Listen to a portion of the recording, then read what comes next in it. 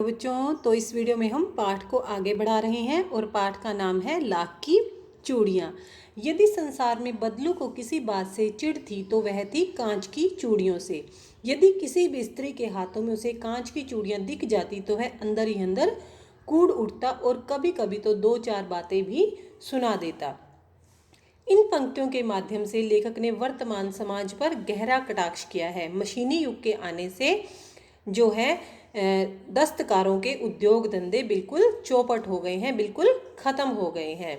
और लेखक कहता है कि यदि बदलू को किसी बात से चिढ़ थी तो वह कांच की चूड़ियों से थी। यदि वह किसी की औरत के हाथों में कांच की चूड़ियाँ देख लेता था तो वह अंदर ही अंदर कुढ़ता रहता था, गुस्सा होता रहता था और कभी कभी तो वह उन औरतों को दो चार बातें भी सुना देता था।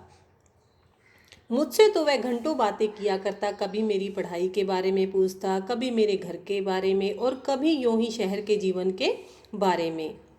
बदलू काका मुझसे कई कई घंटे बातें करते रहते थे। कभी मेरी पढ़ाई के बारे में पूछते, कभी मेरे घर के बारे में और कभी शहरी जीवन के बारे में। मैं उससे कहता कि शहर में सब कांच की चूड़ियाँ पहनते हैं तो वह उत्तर देता, शहर की बात और है लला, वहाँ तो सभी कुछ होता है। वहाँ तो औरतें अपने मर्द का हाथ पकड़कर सड़कों पर घूमती भी हैं और फिर उनकी कलाइयाँ नाजुक होती हैं। न लाख की चूड़ियाँ पहने तो मोचना आ जाए।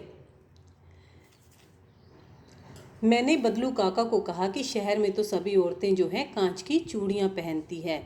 तो बदलू काका ने उत्तर दिया, शहर की बात कुछ और है लला, वहाँ तो सब कुछ जायज़ है। वहाँ तो औरतें अपने पति का हाथ पर पकड़कर जो है सड़कों पर इधर उधर घूमती रहती हैं और उनकी कलाइयाँ जो हैं नाजुक होती हैं। अगर वो लाख की चूड़ियाँ पहन लेंगी तो उनके कलाई में जो है मोच आ जाएगी। कभी कभी बदलू मेरी अच्छी खातिर भी करता। जिन दिनों उसकी गाय के दूध होता वह सदा मेरे लिए मलाई बचा कर रखता और आम की फसल में तो मुझे खाने के लिए आम भी देता। कभी कभी बदलू काका मेरी बहुत अच्छी खातिरदारी करता था और जिन दिनों गाय दूध देना शुरू करती थी तो वह मुझे गाय की मलाई खाने के लिए देता था और आम की फसल में मुझे आम खाने के लिए भी देता था।